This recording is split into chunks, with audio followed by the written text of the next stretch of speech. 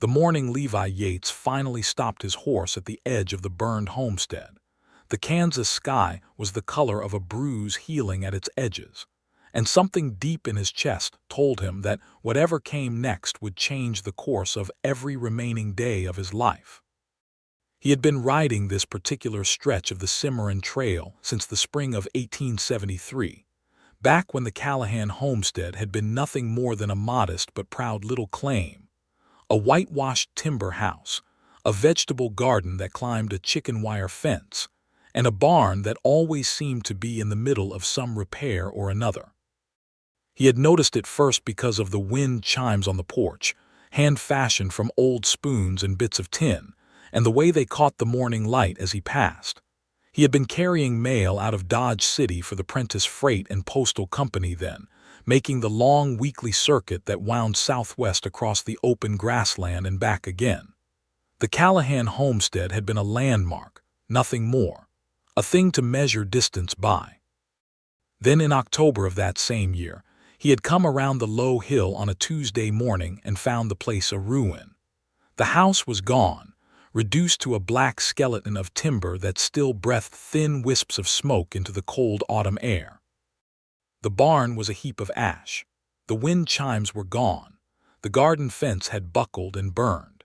He had slowed his horse, a broad-shouldered gray roan named Hector, and he had looked at the destruction for a long moment with the particular hollowness a person feels when something they had never truly examined has suddenly disappeared from the world. He had not known the family by name then. He had simply ridden past because there was mail to deliver and nothing he could do for a place already burned.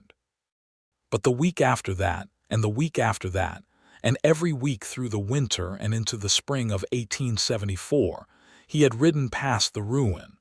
The black timbers slowly became gray with weather. Prairie grass pushed up through the ash. A crow built a nest in what remained of the chimney stack. Life, in its indifferent way, was already reclaiming the ground, and Levi, in his own quiet and equally indifferent way, had kept riding past. He did not ask himself why the burned homestead lodged in his thinking the way it did.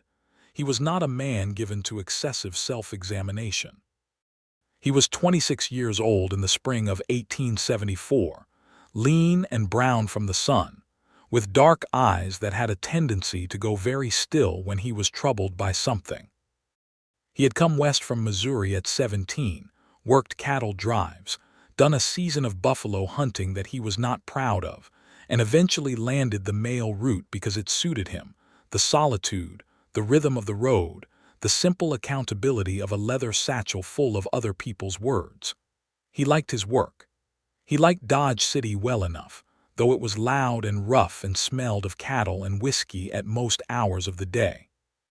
He had friends there, a rented room above a dry goods store, and a habit of eating his supper at a counter in the back of a place called the Cottonwood Lunch that served decent beans and corn bread. He had a life, in other words. A plain and functional one, but a life. He had not been looking for anything more. And yet every Tuesday, riding southwest, when the low hill came in sight, he found himself straightening in the saddle. His eyes would move to the ruin. He would measure what was there and what was not, register any small change, the crow's nest growing, a piece of timber finally collapsing under the snow weight, the way wildflowers had begun to fill in the garden patch by May, and then he would ride on. It was a habit he could not account for. He told himself it was the natural human response to a visible tragedy. He told himself any decent person would look. He did not ask himself what he was looking for. On a Tuesday morning in the first week of June 1874, with the sky a clear and blazing blue, and the grass already tall enough to whisper against Hector's belly as they moved through the low places, Levi came over the hill and saw that something had changed at the burned homestead in a way that no season or crow could explain. There was a wagon.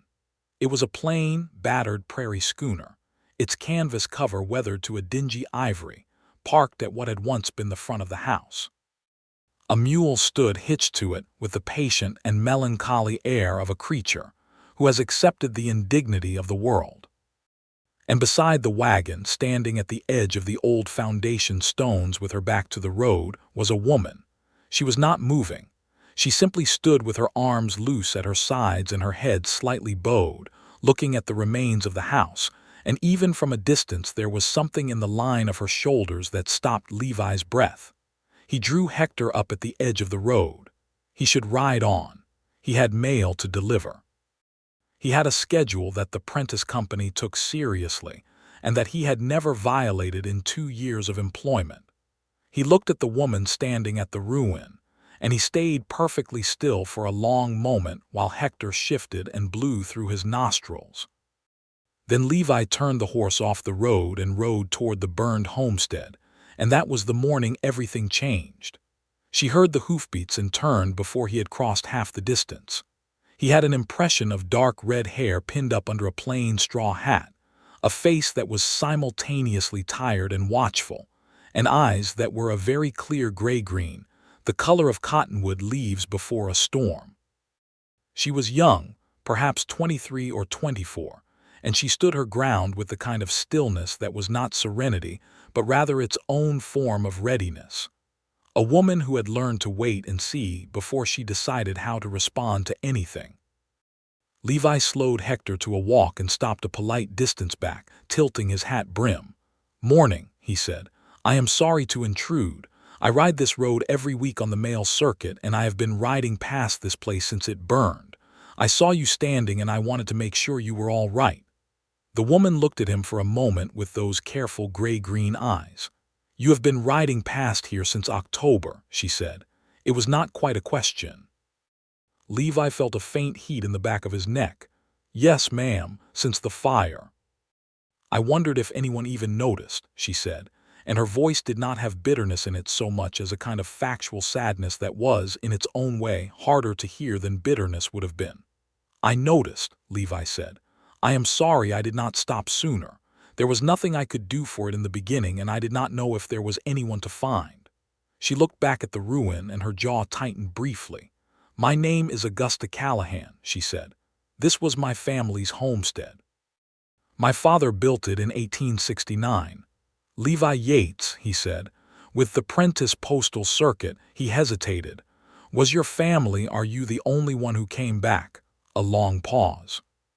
The prairie wind moved through the tall grass around them, and the mule made a low, unhappy sound. "My father died in the fire," Augusta said. Her voice was steady but thin as paper. "My mother had passed the previous spring. There was no one else." Levi took his hat off entirely and held it against his chest. "I am very sorry, Miss Callahan. Truly I am." She looked at him again, and this time something in her expression shifted, not softening exactly, but changing, the way stone changes when light hits it from a new angle. "Thank you, Mr. Yates," she said. "I was in Abilene when it happened. I had gone to my mother's sister for the winter. By the time the word reached me and I could get myself back here, it was already spring." She paused. "I have been trying to figure out what to do with it." "What to do with it?" Levi asked. "The land is mine," she said simply. "The homestead claim was in my father's name, but I am his heir. I have the papers. I have been in Dodge City for the last 3 weeks sorting out the title at the land office." She squared her shoulders and something resolute moved across her face. "I intend to rebuild." Levi looked at the ruin. It was thorough. The fire had taken nearly everything. The stone foundation was intact and there were a few partial walls standing, but the work of clearing and starting again would be enormous for a single person. "Do you have help coming?" he asked. "Not yet," Augusta said, with a slight lift of her chin that told him she had already asked this question of herself and answered it with the same iron stubbornness he was beginning to recognize. "But I will manage." He should have ridden on then. He knew it. He had mail to deliver, a schedule to keep, and this woman's business was her own. But he looked at her standing at the edge of her burned-down inheritance, the morning sun on her red hair, the set of her jaw, the complete aloneness of her, and he heard himself say, "I have the rest of this day after I finish the circuit south. I can come back this afternoon if you need an extra pair of hands to start the clearing." Augusta Callahan went very still. She studied him with those storm-light eyes. "You do not know me, Mr. Yates," she said carefully. "No," he agreed. "But I have been riding past this burned place for the better part of a year, and I cannot say it has not been sitting on my conscience. I am not asking for anything in return. It is just an offer." She was quiet for a long time. The mule stamped one foot. Somewhere in the grass a meadowlark sent up its bright liquid call. "All right," Augusta said at last, "if you mean it." "I mean it," Levi said. He touched his hat brim, turned Hector back toward the road, and completed the rest of his circuit with his mind only half on the work. He was back before 3 o'clock. Augusta had already started without him. She had moved the wagon to the side of the old garden, and she had pulled on a pair of heavy work gloves and was dragging pieces of charred timber away from the foundation by herself, stacking them in a pile 20 feet back.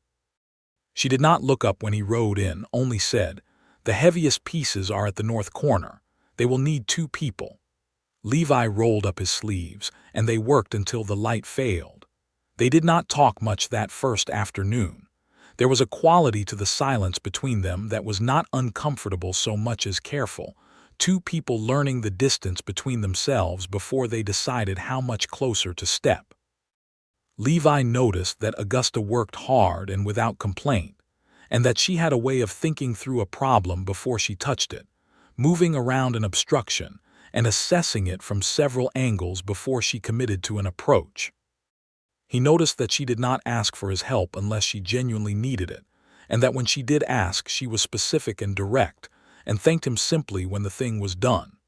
He noticed these things with a quiet attention that he did not entirely understand yet. At the end of the afternoon, Augusta built a small fire from clean wood she had brought in the wagon, made coffee in a battered tin pot, and offered him a cup. They sat on the stones of the old foundation as the prairie sunset turned the sky above them coral and gold. "Were you born here in Kansas?" Levi asked. "Missouri," she said. "We came west in '69 when I was 18. My father believed in the land out here." He said Missouri was getting crowded. A brief, complicated pause. He was not wrong about the land. "Just unlucky," Levi said. "Just unlucky," she agreed quietly. Levi turned the tin cup in his hands. "Do you know what caused the fire?" Augusta's expression did not change, but something went careful behind her eyes. "The land office had its theories," she said. "There are men who do not appreciate homesteaders claiming this particular stretch. There were complaints filed against my father the summer before. A cattleman named Denton Price has been pushing to reclaim the open range out here for grazing. The sheriff in Dodge City said he could not prove anything." She looked at Levi steadily. "I know what I believe." Levi went still. He knew the name Denton Price. Most people in Ford County did. He ran the largest cattle operation between Dodge and the Colorado border, a hard man who wore his money and his temper in equal display. There had been stories about land disputes. There were always stories about land disputes in Kansas in 1874. The railroads were pushing through. Homesteaders were arriving every season, and the cattlemen who had run their herds freely across the open grassland for years were fighting back against the encroachment with money, lawyers, and occasionally something less lawful. He looked at Augusta Callahan, and he understood the weight she was carrying. "I am sorry," he said again, because it was inadequate and true. "I am going to rebuild it," she said. "Whatever Denton Price or anyone else thinks about it, this is my land." She said it quietly, without drama, and it was exactly that quietness that made it more convincing than any shouted proclamation would have been. Levi looked at her in the last light of the evening and felt something turn over in his chest, slow and tectonic, like the shift of bedrock far below the surface. He rode back to Dodge City that night with the first stars coming out overhead, and he thought about Augusta Callahan and the burned homestead all the way to town. He came back the following Saturday, which was not a mail day. He brought lumber, not much, just what he could load in a borrowed cart from the Prentice yard without it being noticed, and he arrived at the homestead site before 8 in the morning to find Augusta already at work, measuring the foundation with a length of knotted rope and making notes in a small leather-bound book. She looked at the cart and then at him, and he thought she was about to send him away. But she said, "That will be enough for a floor and one partial wall if we are careful. I can bring more next week," he said. "You do not have to do this," she said, and now there was something in her voice beyond the simple carefulness of their first meeting, something that was almost warning, as if she was giving him a chance to reconsider before something became inevitable. "I know I do not have to," Levi said. "I want to." Augusta looked at him for a long moment, and then she turned back to her measurements. "All right, Mr. Yates," she said. "Then we had better get started." They fell into a rhythm over those early weeks that was its own kind of conversation. He learned that she was precise and stubborn and unexpectedly funny when she was tired, that she had a dry wit that surfaced when she was least self-conscious and disappeared again when she remembered she was exercising it. He learned that she had taught school briefly in Missouri, that she could read in 3 languages, English, French, and a careful Latin that her father had insisted on, and that she could also butcher a deer, plant a straight row of corn, and negotiate a disputed title with a land office clerk who had not expected to find himself outmaneuvered by a 23-year-old woman arriving alone with a deed and a satchel of supporting documents. She learned things about him too, though he was slower to offer information. She learned that he had grown up in Independence, Missouri, the son of a blacksmith, and that he had 3 younger sisters he wrote letters to but rarely visited. She learned that he had been west of Abilene for the last 9 years, that he had never owned land, that he read when he could find books, and that his preference ran to history and to natural science, that he had a genuine and unaffected love for the particular quality of Kansas light in late afternoon when it came at a low angle across the grass and turned everything amber. She learned that he worked steadily and with great competence, and that he never did a half-hearted job on anything, and that when he was puzzling something out, he went very quiet with a slight vertical crease between his eyebrows. She noticed the crease. She noticed it more than she intended to. By July, the new house was taking shape. It was small, 1 main room, a lean-to kitchen, a sleeping loft, but it was solid, built on the old foundation stones with new-cut timber from a mill in Dodge City that Augusta had contracted, paying with money saved from her time as a schoolteacher and from the sale of some of her father's cattle that had been rounded up by a neighbor after the fire.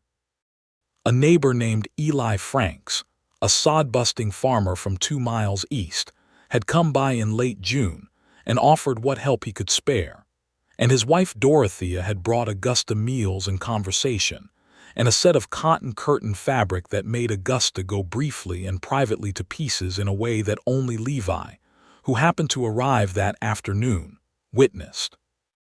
He had found her sitting on the tailgate of her wagon with the folded fabric in her lap and her face pressed into it, her shoulders shaking soundlessly. He had stopped a few feet away, uncertain, and then done the only thing that seemed natural, which was to sit beside her on the tailgate and wait. He had not said anything. After a few minutes, Augusta lifted her head, wiped her eyes with the back of her wrist, and looked at him with a complex expression that was embarrassment and gratitude in equal measure. "I am sorry," she said. "It was the curtains. I do not know why. Everything else and I am fine, but someone brought me curtains and I—" "It is all right," Levi said. "It is not particularly all right," she said. "I am not a woman who cries over curtains." "You are a woman who lost her father and her home to a fire that should never have happened," Levi said, and his voice came out more direct than he had intended.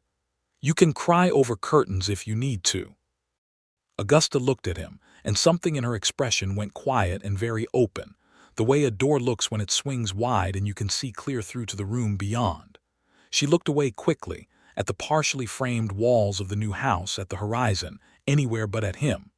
"He would have liked what we are building here," she said finally. "My father. He would have stood there and found something to criticize and then gone very quiet and then told me he was proud." Her voice was almost steady. "He was not good at saying he was proud, but he was always proud." "He sounds like a good man," Levi said. "He was," Augusta said. She drew a long breath and looked down at the curtain fabric. "Dorothea Franks is a good woman." "She is," Levi agreed. They sat on the tailgate together in the warm July afternoon, not quite touching, and the meadowlarks called across the grass, and Levi was aware, with a certainty that was not sudden but had been building week by week into something he could no longer pretend was not there, that he was in considerable danger of loving this woman. He did not say anything about it. He was careful. He was deliberate. He was terrified in the specific way that a person who has never allowed themselves to want something very much is terrified when they finally do. He rode back to Dodge City that evening and thought about it very hard for several days, and then he decided to keep coming back and let the thing develop at whatever pace it developed, because to interfere with it by speaking too soon seemed as dangerous as a man reaching out too quickly towards something he might startle into flight. Augusta, for her part, was aware of him with a thoroughness that unsettled her. She had been in love once briefly, at 17 in Missouri, with a young man who had subsequently married someone else without telling Augusta he was planning to do so. The experience had left her with a healthy skepticism about the interior lives of men and a preference for judging by actions rather than words. She was watching Levi Yates very carefully, had been watching him since the morning he rode off his mail circuit to check on a woman he had never met. She was watching what he did and how he did it, and what he asked nothing in return for, and she was arriving at conclusions that frightened her with their clarity. The summer moved forward. The house walls went up. The roof went on. Levi delivered mail every Tuesday and came out on Saturdays, and sometimes on a Wednesday afternoon if his schedule allowed. He brought tools, supplies, small practical things, a new axe head when hers worked loose, a coil of wire for the garden fence, seeds from a dry goods store for late planting. He never brought gifts that were anything other than useful, because Augusta was proud and would have sent sentiment back, but useful things were a different currency, harder to refuse. One Saturday in August, he arrived to find Augusta on the roof of the new house, hammering shingles, with a thunderstorm building on the western horizon. She had not noticed the storm because it had come up fast and from behind her while she was working. "Augusta," he said, not shouting but pitching his voice to carry. It was the first time he had called her by her given name. He had not planned it. It simply came out that way, and the sound of it surprised both of them. She turned on the roof, holding her hammer, and looked at him and then looked at the sky and went still for a moment. "I need 10 more minutes," she said. "The storm will not give you 10 minutes," Levi said. "Come down." She considered arguing. He could see her doing it. Then the sky made a low, long sound of thunder that rolled across the entire horizon, and Hector sidled and stamped. And Augusta drove 2 more nails in with fast, efficient strokes, and then came down the ladder with her hammer tucked in her belt. She stepped off the ladder and turned around and found that Levi had moved closer than either of them had managed before, close enough that she had to tip her head back slightly to look up at him. The first fat drops of rain were beginning to fall, widely spaced and warm. "Levi," she said, testing the sound of his name in the same tentative way he had used hers, and the look on her face was complicated and direct, and full of something she had been keeping very carefully behind her gray-green eyes for several months. The rain came down properly then, sudden and loud and drenching, and they ran for the shelter of the new house, which was not yet finished inside but had its roof and its walls, and the low steady sound of rain on the shingles that Levi had helped lay. They stood inside in the dim, rain-gray light with water running from their hair, and they were laughing at the suddenness of it. And then the laughter faded and they were simply standing there, close, looking at each other. Levi reached out and touched a strand of wet dark red hair that had come loose from Augusta's pins and was plastered against her cheek. It was the first time he had touched her. His fingers barely grazed her face, and it felt to both of them like the most consequential touch in the history of the world. "Augusta," he said, and his voice was low and steady, but his eyes were not steady at all. They were burning with everything he had been holding back since that July afternoon on the wagon tailgate. "I need to tell you something." "You probably should not," she said, but she did not step back. "I know," he said. "I have been telling myself that for several months now." He paused. "I am not very good at saying things like this." "No," she agreed softly, watching him. "I do not want to presume anything," he said. "You are rebuilding your home and you have enough to manage without me adding complications. But I am fairly certain," he stopped and pressed his lips together briefly and started again. "I think about you every single day, Augusta. Not just on Tuesdays and Saturdays, every day. And I thought I should tell you that because not telling you felt like a kind of dishonesty I did not want between us." The rain drummed on the roof. Augusta looked at him for a long time with that open, storm-like gaze. "You have been riding past this burned place every single week since October," she said. "And you stopped and came back, and you have spent half your Saturdays and God knows how many cartloads of lumber helping me put my father's home back together, and you have never asked for a single thing." She paused. "I am not a foolish woman, Levi." "No," he said. "You are one of the least foolish people I have ever met." "I know what your being here has meant," she said. "I have known for some time." She looked down at her hands, at the work-roughened palms and the calluses from the hammer, and then back up at him. "I am afraid," she said, with characteristic directness. "I will not pretend I am not. My circumstances are not easy, and the last year it has been very hard, and I do not entirely trust that I am reading things correctly because I want so badly to be reading them correctly." "I understand that," Levi said. "I am not asking you for anything you are not ready to give. I just wanted you to know where I stand." "Where do you stand?" she asked very quietly. "I stand in love with you," he said simply. "I have been standing there for some time. I thought you should know." Another long silence. The rain softened a little, and through the unfinished window frame the light was beginning to shift, the storm already moving east, the late afternoon sun pushing through in thin gold shafts. Augusta Callahan took one step forward, which brought her very close to him, and she looked up at him with wet hair and a face that was open and frightened and certain all at once. "I think I am in love with you too," she said. "And I am terrified of it, and I want you to know that as well. I am not a woman who does things halfway. If I am in this, I am fully in it, and that frightens me a great deal." "It frightens me too," Levi said, and the honesty of it made her face change, something softening and releasing, the last wall coming down. He touched her face again, gently, cupping her jaw in his rough hand, and he kissed her once slowly in the rain-lit half-dark of her new house on the site of her burned one. It was, by any measure, exactly the right moment. The autumn that followed was one of those Kansas autumns that seem lit from within, the grass turning bronze and amber and the cottonwoods along the creek beds going gold, and everywhere the vast sky performing its seasonal theater of clouds. Augusta moved into the new house in September.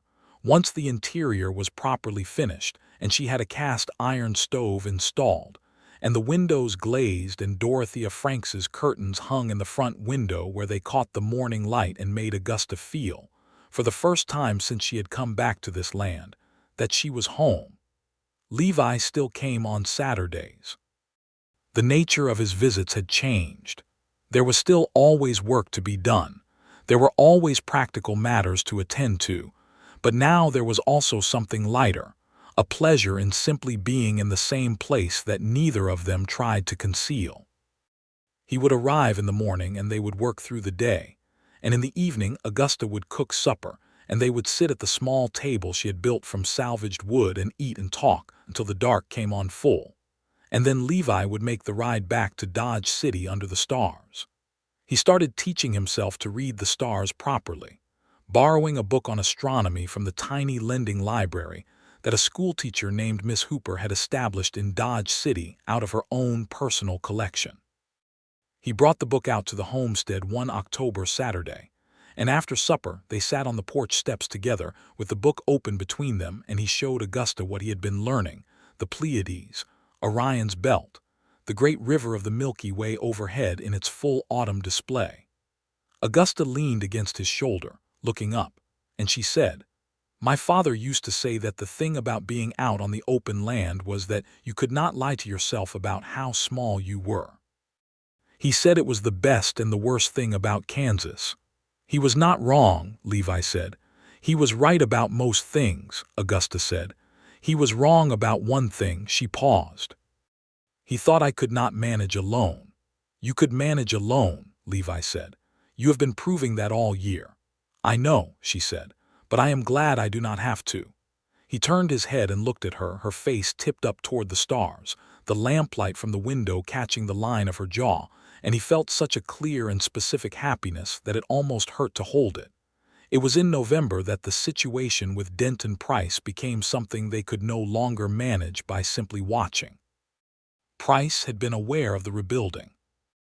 A man with his money and his connections in Ford County was aware of most things that happened on the land he considered his by right of prior use, regardless of what the Homestead Act said. In early November, two of his hired men, rough characters named Cobb and Weiler, known in Dodge City as the kind of men who did what they were paid to do without raising questions about the nature of the work, rode out to the Callahan homestead on a weekday afternoon when Levi was not present. Augusta was alone, splitting wood at the side of the house when they rode in. She recognized them by their horses and by the way they carried themselves, the studied looseness of men who wanted to appear relaxed and were instead performing relaxation as a kind of threat. She set her axe in the stump and waited. Cobb did the talking.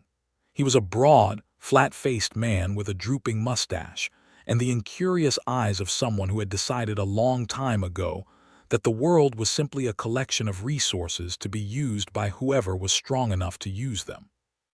"Mr. Price wants you to know," Cobb said, "that there is a standing offer for this parcel, $12 an acre. That is a fair price for what you have here, and Mr. Price is a reasonable man." Mr. Price's reasonableness did not seem to extend to my father's house, Augusta said. Cobb's expression did not change in any meaningful way, but something shifted behind his eyes. "I don't know anything about that. I am passing along an offer." "Then pass back a refusal," Augusta said. "This land is mine and it is not for sale." "That may be," Cobb said, and now his voice took on a quality that was carefully neutral in the way that all genuine threats try to be. "But a woman alone out here has a lot to worry about. Hard winters. Fires." He let the words sit there bare and ugly. "Mr. Price just wants to make sure you are taken care of."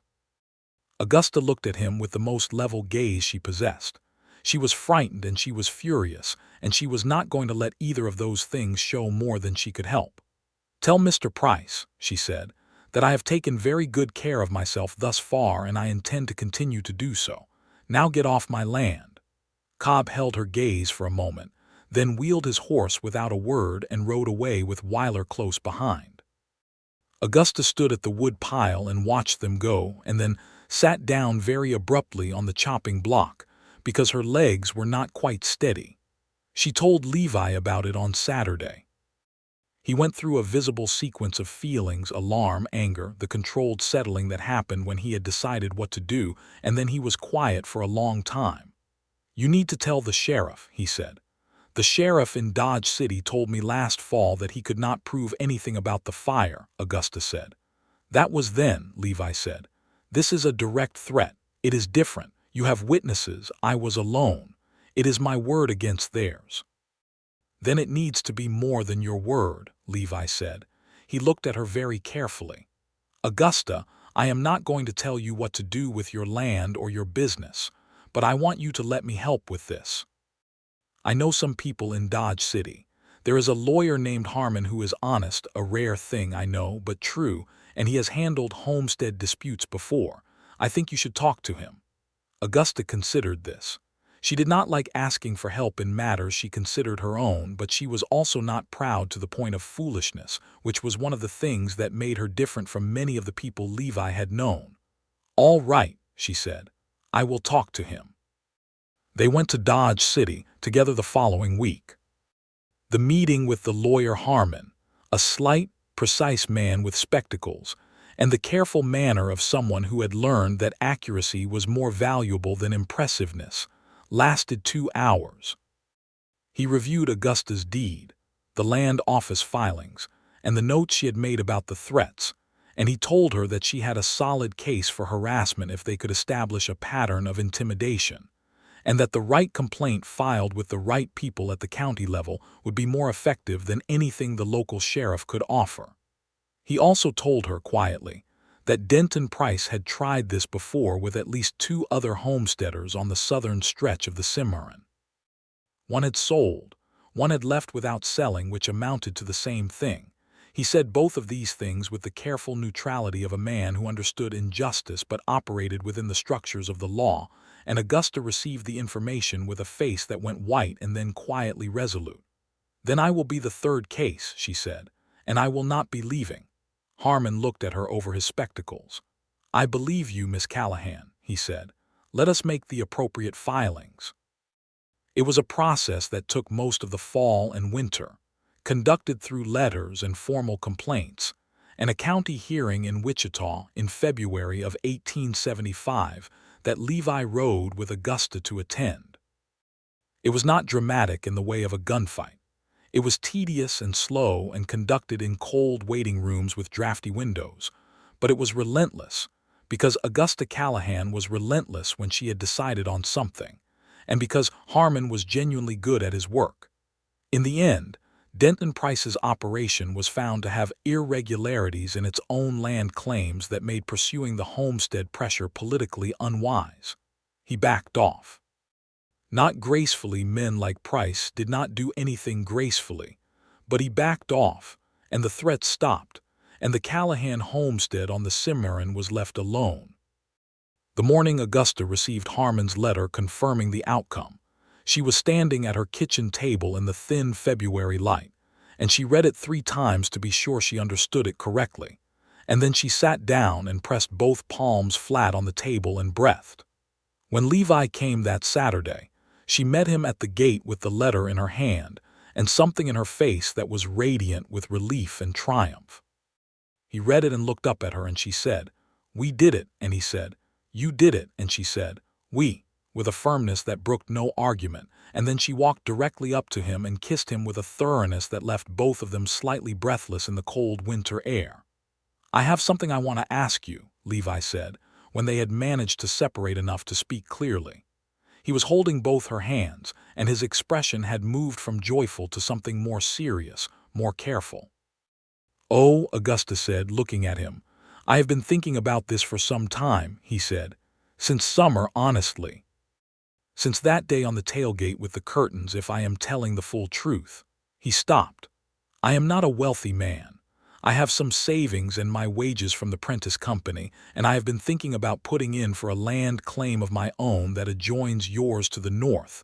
The parcel is still open, which would give us enough acreage to run cattle properly, and there is a deed for it I have already inquired about." He paused. "I am telling you this so you understand I have thought it through, and I am not asking on impulse." "Levi," Augusta said softly, watching him with those storm-light eyes that were very bright just now. "I am in love with you," he said. "I have been for a long time, and I do not want to keep riding back to Dodge City every Saturday night. I want to stay. I want to help you build this into something your father would have been proud of, and I want to do it as your husband if you will have me." The winter prairie was very quiet around them. The sky was pale and high, and a thin crust of old snow lay on the north-facing slope of the hill behind the house. Levi held Augusta's hands and waited with the particular stillness of a man who has said the most important thing he has ever said and now must simply bear the weight.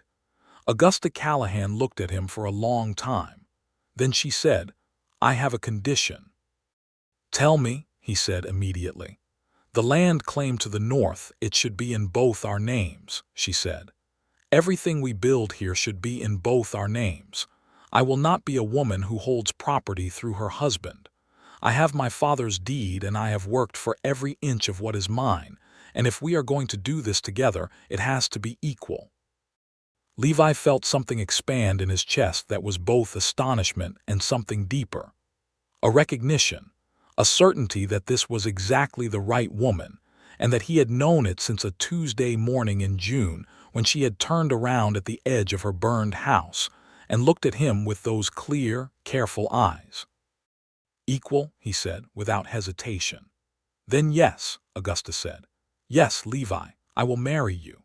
He pulled her toward him and she went willingly, her forehead against his jaw, his arms around her in the cold February air, and neither of them said anything for a while because words had temporarily exhausted their usefulness.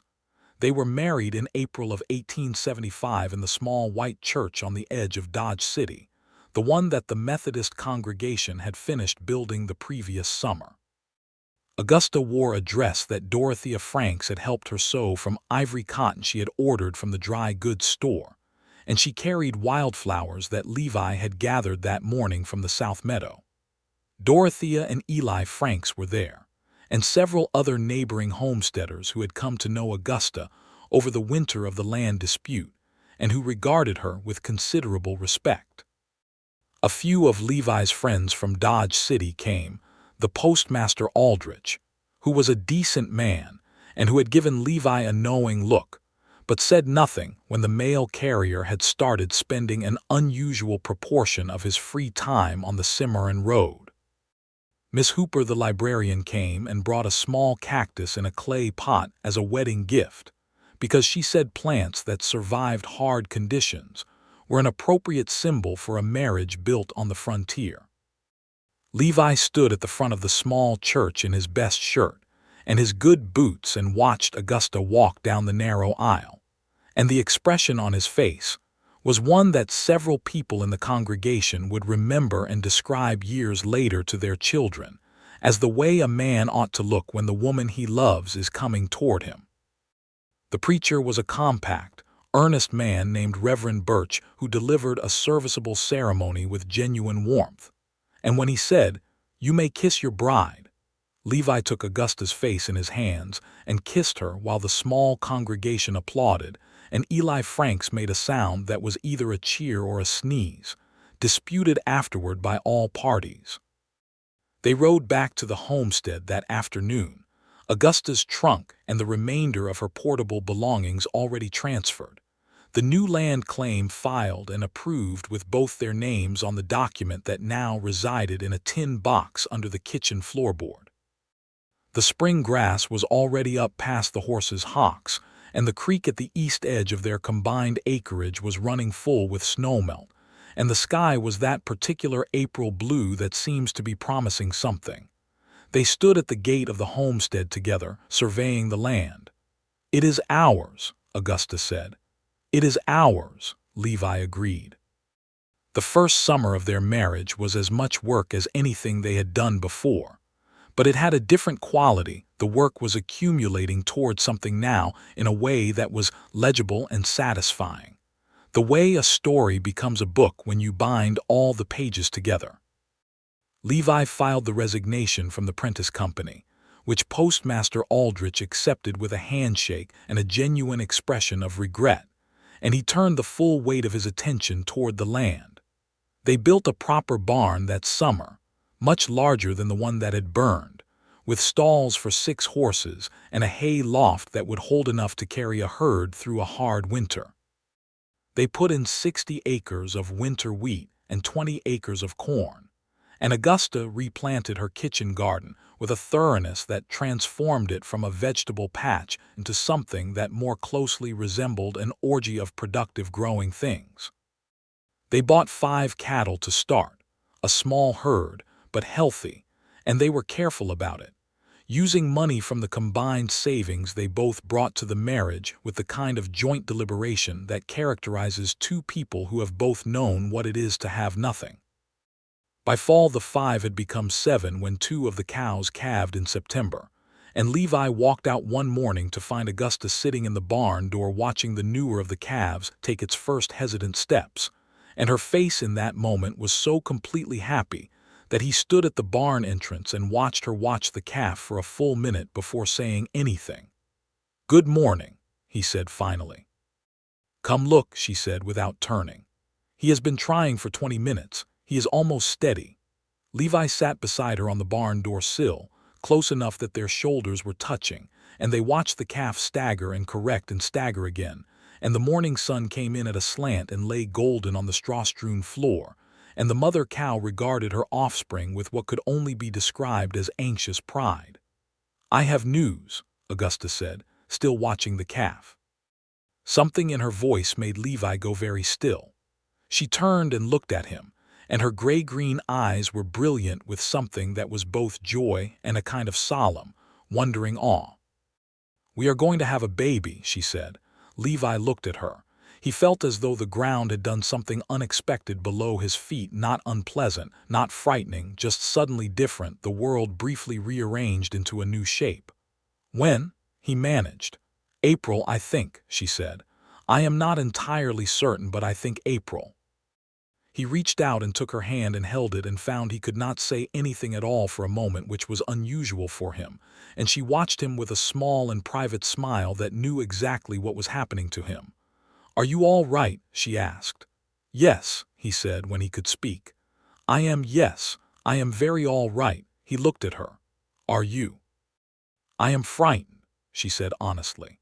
"And I am so happy I think I may have to sit here for a while until I get used to it." "I will sit here with you," he said. They sat in the barn door together, and the calf finally achieved something resembling steadiness on its 4 legs, and the morning deepened around them into the full golden activity of a September day on the Kansas plains. The autumn and winter of 1875 were hard, but not unbearably so. Augusta was strong and practical about the pregnancy in the same way she was strong and practical about everything. But Levi watched her carefully and made sure that the work of the farm did not fall entirely to her by degrees, a tendency they both had to guard against because Augusta's instinct was always to do a thing herself if she saw it needed doing. They established an unspoken negotiation about this that worked reasonably well, which mostly involved Levi getting to certain tasks before Augusta could, at which point she would give him a look that was simultaneously exasperated and grateful. Dorothea Franks was a regular presence that winter, coming twice a week for the last month of the pregnancy, experienced with such matters in a way that Augusta was grateful for, and that Levi, who became increasingly anxious as April approached, found deeply reassuring. Dorothea was a steady, broad-handed woman who had 5 children of her own and had assisted at more births than she could precisely count, and she had a gift for communicating confidence that was not false reassurance but genuine competence. The baby came on the 14th of April, 1876, in the bedroom of the Callahan homestead in the gray-blue hour just before dawn. It was a boy, as Levi discovered when Dorothea put the wrapped bundle into his arms with the practiced ease of someone who understood exactly what that moment meant. He stood in the lamplight with his son in his arms and looked at the small red face and the furiously working fists, and then he looked at Augusta, who was propped against the pillows with her hair dark with sweat and her face exhausted and radiant in equal measure. "He is perfect," Levi said, and his voice came out rough with something he was not managing to control particularly well. "He is very loud," Augusta said, with the dry humor that resurfaced in her even in the most extraordinary moments. "He has been loud for 30 seconds, and I already know this about him." Levi laughed, which released the pressure behind his eyes just enough. He sat on the edge of the bed and held his son and looked at his wife and understood, with the full force of someone who had once been a young man riding a mail circuit across an empty prairie with no particular destination in his heart, exactly what he had found. They named him James Thomas Yates, James for Augusta's father, Thomas for Levi's. James Thomas proved, as Augusta had predicted, to be a boy of emphatic opinions and strong preferences. By 6 months, he had the red hair of his mother and the dark, watchful eyes of his father, and the combined stubbornness of both parents, which Dorothea Franks said when she visited was impressive in an infant and potentially exhausting in a toddler, a prediction that proved entirely accurate. The homestead continued to grow through 1876 and into 1877. Levi and a neighboring farmer named Beckett spent one spring building a proper fence line along the northern boundary of their combined claim, using cedar posts and wire that Levi had ordered from Kansas City. The cattle herd increased slowly and with care. They were not trying to compete with the big operations, but to build something sustainable on their own scale. In the summer of 1876, Levi hired a young man named Charlie Roos, the 19-year-old son of a recently arrived Dutch immigrant family from the next county over, to help with the heavier work. Charlie was quiet and dependable, and had a gift with horses that bordered on the uncanny, and he became a fixture of the homestead in the way of a person who simply fits so naturally into a place that the place begins to reorganize itself around their presence. Augusta resumed teaching in the spring of 1877, not at a formal school. There was no school yet on their stretch of the Cimarron, but informally, in the front room of the homestead, for the children of 4 neighboring families who had no other means of education. It was Augusta's idea, and it was typical of her that having had the idea she moved immediately to its implementation, sending letters to the neighboring families, ordering a supply of primers and copybooks and chalk from a publisher in St. Louis, and turning the front room on 3 mornings a week into a classroom that smelled of chalk dust and corn bread, and the particular concentrated effort of children learning to read. Levi built proper school benches for the room. He made them carefully, measuring the children's heights with a seriousness that made Augusta press her lips together to keep from smiling, and he finished the wood and fitted the benches with a small storage ledge underneath each one for books and slates. When they were installed and the first 6 children arrived on the first morning, Augusta stood in the doorway of the front room looking at the benches and the children, and the morning light coming through Dorothea Franks's curtains, and she had to take a moment in the kitchen to compose herself before she could go in and begin. The spring of 1877 brought an unexpected visitor. Levi came in from the south pasture one afternoon to find a man he had not seen in 5 years sitting on the porch steps. His name was Holt, Ed Holt, one of the hands from a cattle drive Levi had worked in his early years. He was a raw-boned man in his mid-30s with a cheerful, weathered face and a way of arriving in people's lives without preamble that Levi remembered with mixed feelings. Holt was passing through, he said, heading to Colorado. Just stopped because he had heard, through the intricate and reliable telegraph of the frontier, that Levi Yates was farming on the Cimarron with a wife and a child, and he had wanted to see it with his own eyes because he did not entirely believe it. He stayed for supper.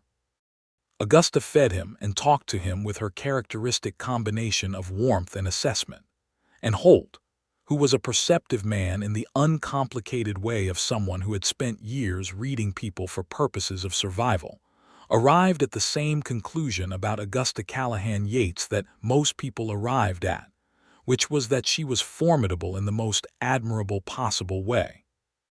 He told Levi in a quiet moment on the porch while Augusta was putting James Thomas to bed inside, "You have done well, Levi." "I know," Levi said without false modesty. "She is." Holt searched briefly. "She is the real thing." "She is," Levi said. Holt left the next morning, cheerful and unhurried, heading toward Colorado and whatever he was looking for there. Levi watched him ride away down the Cimarron Road, and felt a clear and uncomplicated gratitude for the life he was watching the man ride away from. He went in to find Augusta at the kitchen table with James Thomas on her lap and a letter in her hand. A letter from Harmon the lawyer, telling them that the final challenge to their land title, a bureaucratic nuisance that Price's lawyers had managed to insert into the county records the previous year, had been formally dismissed. The land was theirs without contest. It was over, fully and completely. Augusta looked up at him and held out the letter. He read it and set it on the table. "That is the end of it, then," he said. "Yes," she said. She looked down at James Thomas, who was engaged in the task of investigating the buttons on her blouse with intense scientific concentration. She smoothed his red hair with one hand. The end of all of it. Levi sat across the table from her and reached over and laid his hand on top of hers where it rested on the table beside James Thomas, and they looked at each other across the morning kitchen with the smell of coffee and wood smoke and spring air coming through the window. "I want to show you something," Levi said. "Will you come outside for a minute?" Augusta handed James Thomas a wooden spoon to occupy him, and they went out together. Levi led her around the side of the house to the north wall, where he had been working on something for the past several weeks without explaining what it was. He had finished it the previous afternoon, and in the mild spring morning it was exactly what he had hoped it would be. He had built a new porch on the north side of the house, wider than the old south-facing one, with a rail and 2 chairs, and a view across the combined acreage to where the new pasture fence ran along the skyline. And from the porch ceiling, on a length of wire, hung a set of wind chimes. He had made them over the course of 3 evenings from old silverware and bits of tin, fashioned and hung so that they caught the morning wind and made a light, clear, liquid sound that traveled across the quiet prairie air. Augusta stood and looked at them. She looked at them for a long time, and the sound they made in the spring wind was the same kind of sound that the chimes on her father's porch had made, that she had heard from a distance every time she had come across the hill as a child knowing she was home. She turned to Levi and he saw that her eyes were bright and that she was smiling, really smiling, the wide and unguarded smile that was rarer with her than it was with some people, which made it more valuable. "You remembered," she said. "You told me about them in the autumn," he said. "When you told me about your father, you mentioned the wind chimes." "I did not think you would remember a thing like that," she said. "I remember everything you tell me," Levi said simply. "Every single thing." She looked at him, and then she stepped forward and put her arms around him, and held on in the way she very rarely permitted herself to hold on to anything fully, without reservation, with the whole weight of everything she was. He held her back the same way. The wind chimes rang softly above them in the morning air. James Thomas, through the window of the kitchen, had graduated from the spoon to the tin cups on the kitchen shelf, and was conducting his own percussion performance, which they could both hear clearly, and which made Augusta laugh against Levi's shoulder and made him tighten his arms around her briefly before they went back inside. 1878 brought changes to the country around them, the way years always did on the frontier, some things arriving and some things going away, the perpetual motion of a place still becoming itself. The railroad, which had been at the edge of everyone's awareness for years, pushed a line through the northern part of Ford County, which changed the character of Dodge City in ways both practical and otherwise, bringing in more goods and more people, and a somewhat more complex social order than the raw cattle town it had been when Levi had first arrived there a decade before. The changes touched the Callahan homestead too. The informal school in the front room had grown. Augusta now had 11 children attending, and the front room was genuinely not large enough. In the spring of 1878, Levi and Eli Franks and 2 other homesteaders whose children were among Augusta's students built a proper one-room schoolhouse on a piece of land donated for the purpose, 2 miles down the Cimarron Road. The Ford County School Board, under pressure from several homesteaders who had organized themselves with Augusta's considerable help over the previous 2 years, agreed to officially recognize it and fund a half salary for its teacher.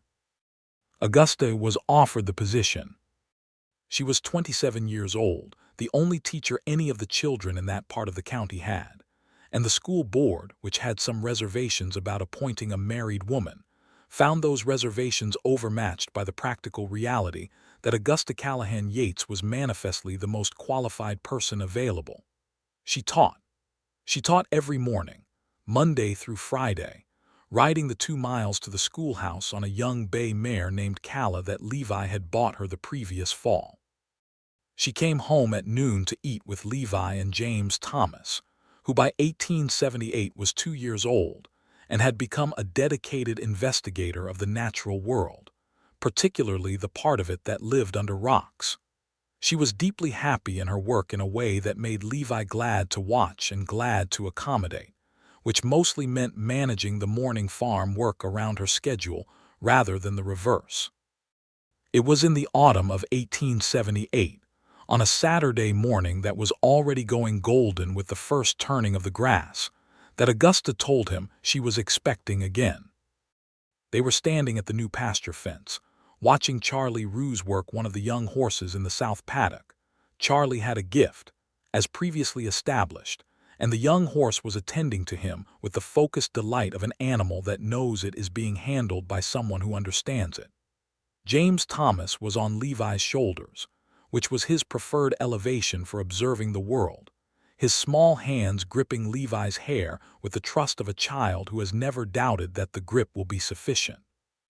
"Are you surprised?" Augusta asked. "No," Levi said honestly. "Are you?" "Not surprised, more," she looked for the word, "more aware of how much I have. Which is a strange feeling because I spent so long having very little." Levi reached out and took her hand, which was a thing they did without ceremony, the daily currency of a marriage that had grown into something so natural and mutual that the gestures of affection had lost their self-consciousness entirely. James Thomas made a sudden sound of excitement as the young horse did something spectacular in the paddock, and both of them looked up, and Charlie Ruse, who had caught it from the corner of his eye, grinned from under his hat brim. The second baby came in the first week of April 1879, with a reliability of timing that Augusta said was flattering and coincidental and Levi thought was somehow deeply appropriate. They had started in spring, and everything important seemed to happen in the spring. This time the baby was a girl. They named her Clara May Clara for no specific reason other than that it suited her immediately. May because she was born just a handful of days past her expected time and arrived in the full swing of the Kansas spring. Clara May was, from her first hours, entirely different from her brother.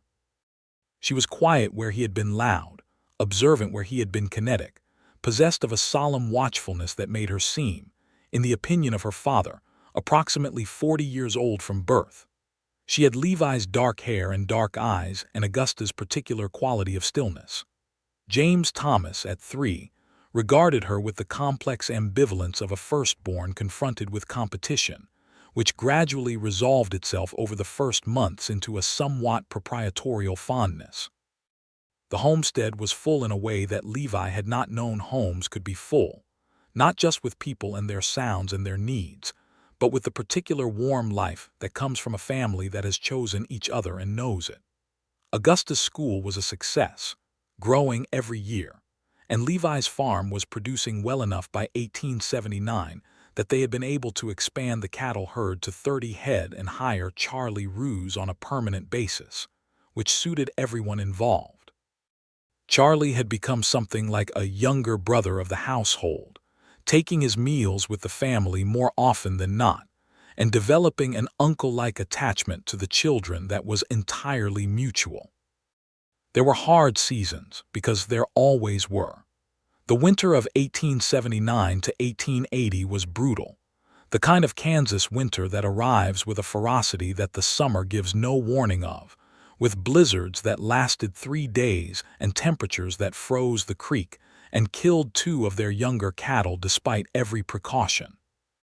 Levi and Charlie spent 3 days during one storm doing the cold and miserable work of keeping the animals in the barn alive, while Augusta kept the house and fed everyone hot food at intervals, and read to James Thomas and Clara May from one of the books she had sent away to St. Louis for, a collection of illustrated natural history that held James Thomas in breathless attention for hours. They came through it.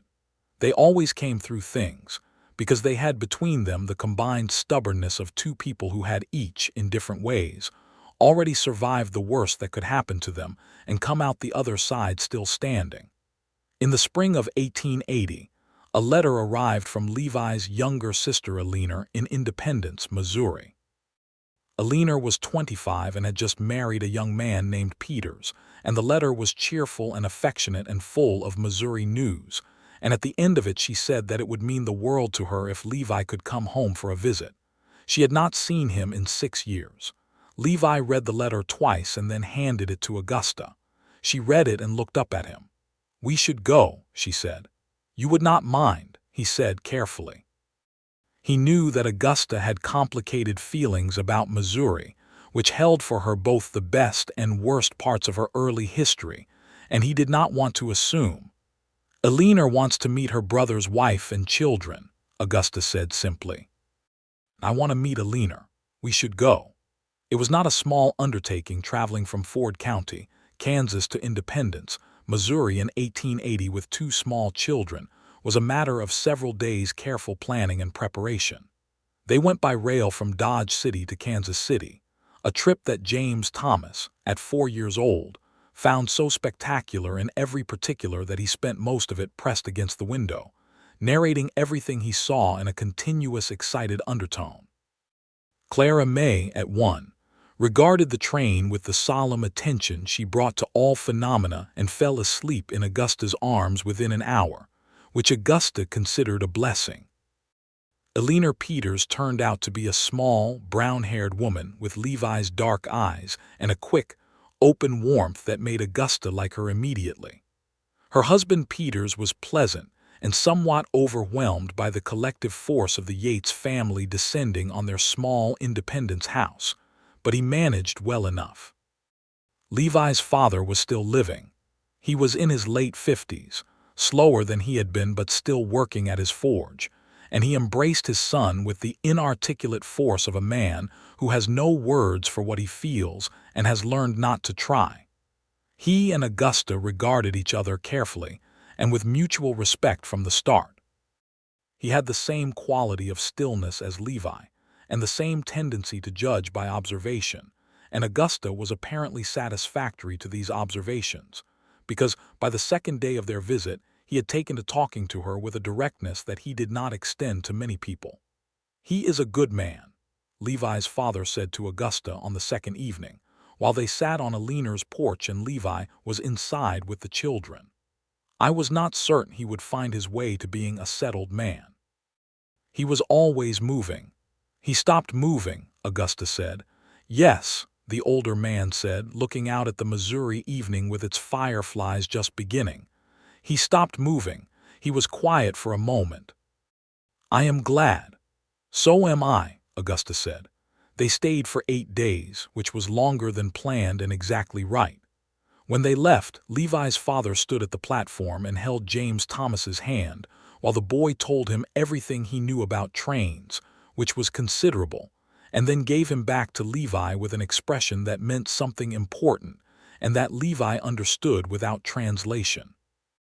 On the train back to Dodge City, with the children asleep and the Missouri countryside giving way to the long, flat reach of Kansas, Augusta leaned against Levi's shoulder and watched the prairie coming back, the open sky, the grass, the particular clarity of light that was Kansas and nothing else. "Home," she said, not quite aloud, more to herself than to him. He heard it anyway.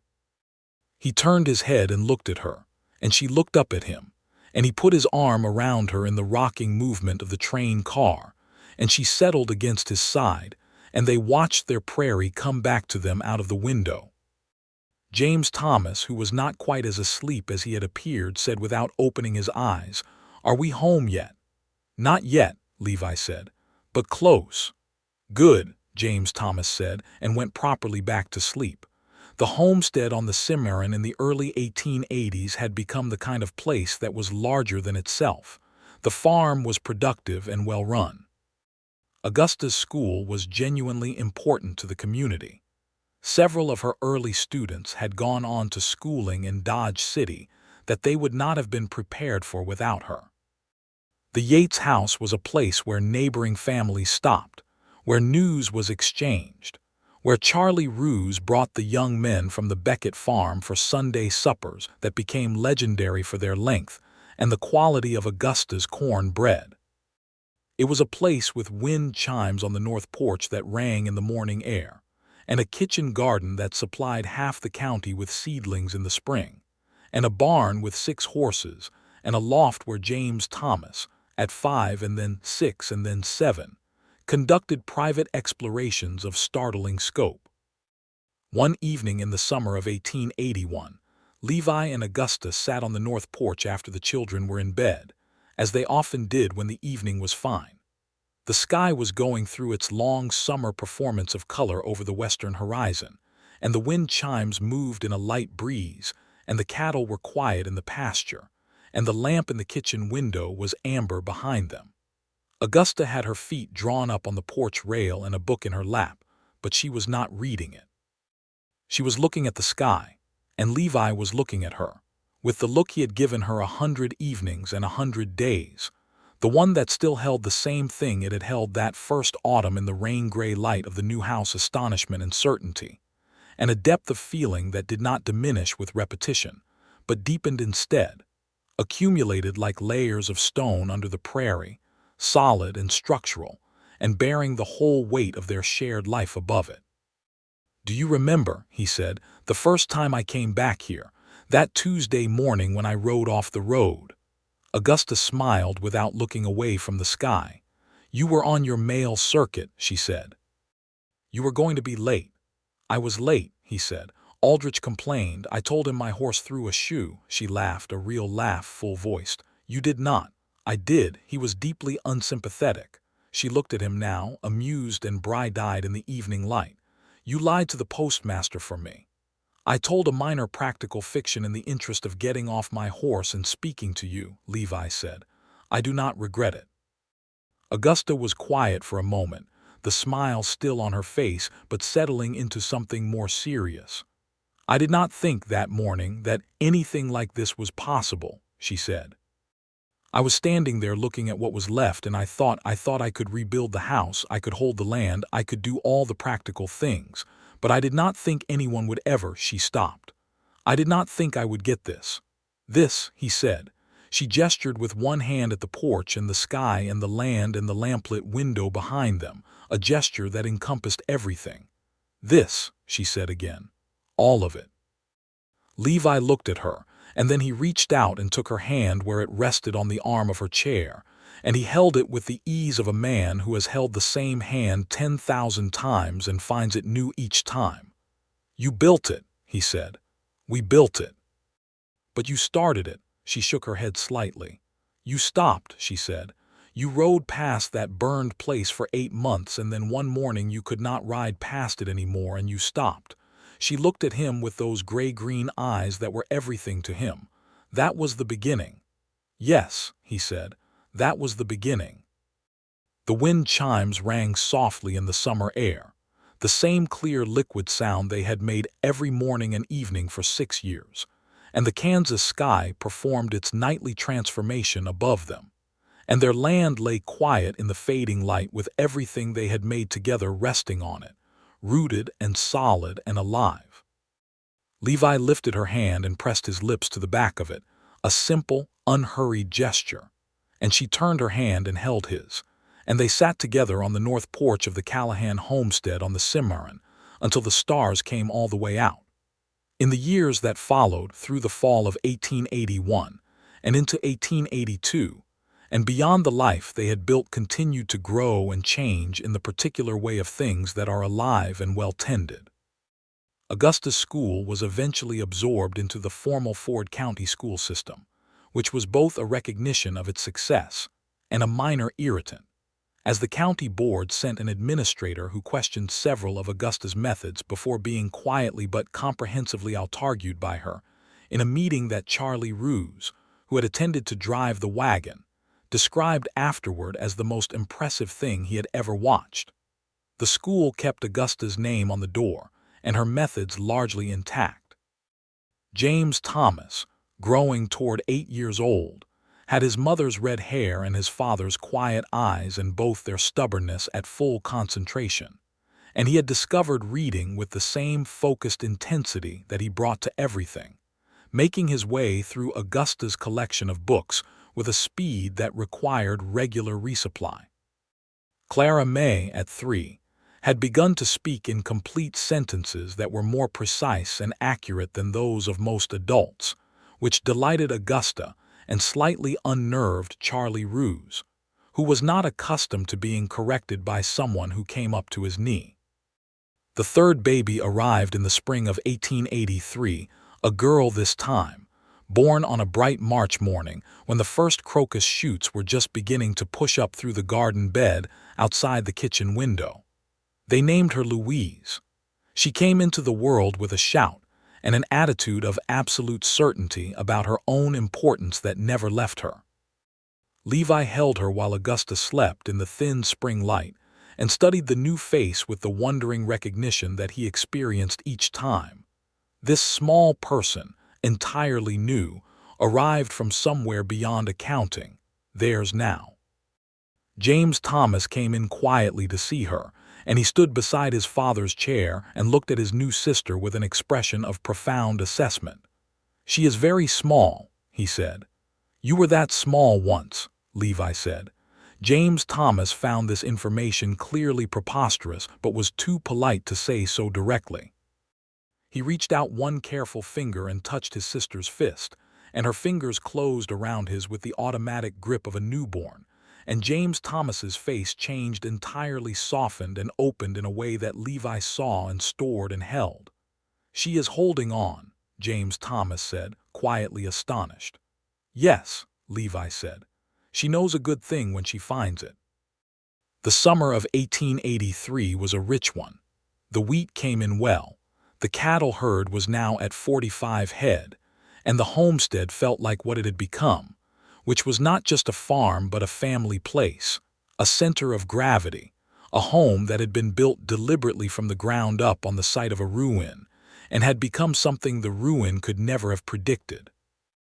Augusta had planted roses along the north fence, a thing she had wanted to do for years and had finally done the previous fall, and they bloomed that summer for the first time, red and profligate along the rail, and every morning the wind chimes and the roses together made the north side of the house into something that stopped you when you came around the corner of the building and saw it fresh. One morning in August, when the roses were at their fullest and the wind chimes were running through their liquid repertoire in a light south wind, Augusta came out early with her coffee and found Levi already on the porch steps, just sitting, looking at the roses and the land and the long morning light. She sat beside him and they were quiet together in the way they often were in the early mornings, a companionable silence that was its own form of conversation, that said we are here and we are well, and this is exactly where we intended to be. "I was thinking," Levi said after a while, "about that first winter, after I started coming out here. I remember riding back to Dodge City in November and thinking," he paused, searching for the precise word. "What were you thinking?" Augusta asked. "I was thinking that I had no idea what I was doing," he said. "I did not have a plan, I just knew I could not keep riding past." Augusta looked at him with the slight curve at the corner of her mouth that meant she was genuinely amused. "You were building fence and hauling lumber on your days off," she said. "You rode in the first Saturday with a cartload of timber you had borrowed from your employer's yard." "I said I had no plan," Levi said, "not that I had no intentions." She laughed and leaned against him, and he put his arm around her, and they sat together in the August morning with the roses and the wind chimes and the land stretching out before them under the great blue Kansas sky, and 3 children sleeping inside the house behind them, and Charlie Roos arriving at the barn gate in the distance with the morning's purpose clear in his stride. Everything that had been ruined had been rebuilt. Everything that had been taken had been reclaimed and added to and made into something that would last. The burned homestead was long gone, buried under the foundation of something better, replaced by a house that was solid and particular and full of the accumulated presence of a family that had chosen this place and each other, and intended to keep on choosing both. Levi Yates had ridden past the ruin for 8 months, every week, watching the grass come up through the ash, and the crow build its nest, and the slow, patient reclamation of the land over what had been destroyed.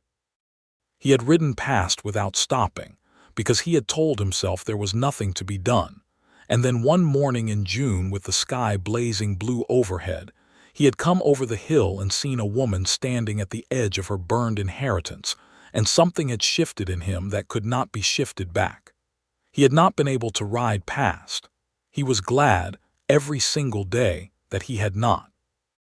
The wind chimes rang in the morning air, clear and light, and carrying across the open prairie the way sound carries when there is nothing between the source of it and the sky. And Augusta Callahan Yates turned her face up to the morning with her coffee warm in her hands and her husband's arm around her shoulders and her home and her land and her life spread out before her in the full abundance of a Kansas summer. And everything that had burned was gone, and what remained was this warmth, this solidity. This love that had grown from a stopped horse and an offered hand into the whole architecture of a life that she would not have traded for anything in the world. The meadowlarks were up across the pasture, sending their bright calls into the enormous air, and somewhere in the house James Thomas was waking. She could hear his footsteps, purposeful even first thing in the morning, headed for the bookshelf or the window or the kitchen, always moving toward the next thing he needed to know. Clara May would follow, quiet and observant. And Louise, their youngest, their emphatic and certain Louise, would wake with that characteristic shout that announced herself to the world without apology. The day was beginning. Their life was beginning, as it did every morning, fresh and full, and theirs. Augusta pressed her shoulder against her husband's and felt him press back.